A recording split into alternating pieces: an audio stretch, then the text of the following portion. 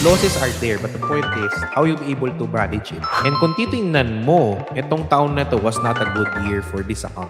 Kasi 4% lang ako this year. Actually, hindi naman ganun sa sayang. Pero point is, hindi rin siya negative. Imagine mo, you're trading 7 million pesos tapos sobrang laki ng talo. Hindi lang ito yung account na yun, right? May gold account pa, may shadow account pa, may copy trading ka pang iniisip, may trabaho ka pa. So, I mean, we're on the same show. But the point is, you get affected by those huge trades. Tapos talo ka na naman.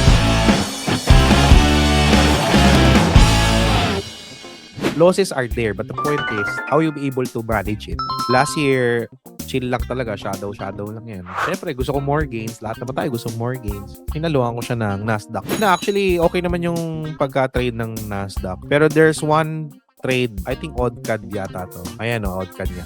So, odd-cad na nag-cut loss ako una, yung odd-cad strategy na naka-automated dito. So, when I cut loss it, I lost around 5%. Tapos, haluan pa to ng may Nasdaq din na trade ng pangit, right? When dating nahirapan ako to really manage it. Aside from that, may talo rin ako sa ibang accounts ko. 3 months yan na negative ako. Since this is a huge account, hindi ko siya pwedeng basta talo, habulin ko agad. So, I wait for the right opportunity na ma-recover ko siya. Hindi masayang yung oras ko, hindi masayang yung taon ko. And kung titingnan mo, itong taon na to was not a good year for this account. Kasi 4% lang ako this year. Actually, hindi naman ganun sa sayang. Pero point is, hindi rin siya negative.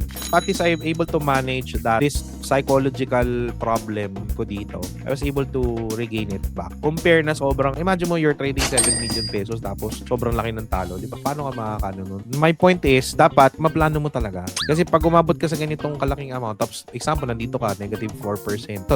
Yung talo ka ganyang kalaki. Imagine mo, $8,000 yan. You're on a position, andyan yung capital mo, laki, lahat naka-forex ka lang. Tapos ganyan yung magiging portfolio mo initially. Nasa July 2025 ka, talo ka ng 3K, tapos bigla ka natalo ng 6K, so almost 600,000, right? Tapos, syempre, it affects you already. Talo na, drawdown pa. Medyo parang, wow. How do you able to regain that back? Diba? So, babalik ka. What's that account's purpose? Shadow ba yan? O Nasdaq? Balik ka doon. Huwag kang magde-debit dahil umabol. Kung walang trade at hindi ka pa okay, hindi ka pa ready, huwag mo na i-trade yung malalaki mong account. Doon ka mo sa maliliit. Until such time na okay mo siya, so trade ka ulit. Talo pa din. Diba? Naging ganyan ang picture mo na. I want you to feel this, na ikaw nagtitrade ng 7 million peso to. And this is not just a 7 million. May ibang accounts pa yan. Pero I want you to imagine una, 7 million pesos. Ako, personally, mahirap yun for me. Kasi, shucks. Wala ako kabulin to. Kailangan kahit pa paano ganda yung taon ko in a way, right? Hindi lang ito yung account na yun, right? May gold account pa, may shadow account pa, may copy trading ka pang iniisip, may trabaho ka pa. So, I mean, we're on the same show. But the point is, you get affected by those huge trades.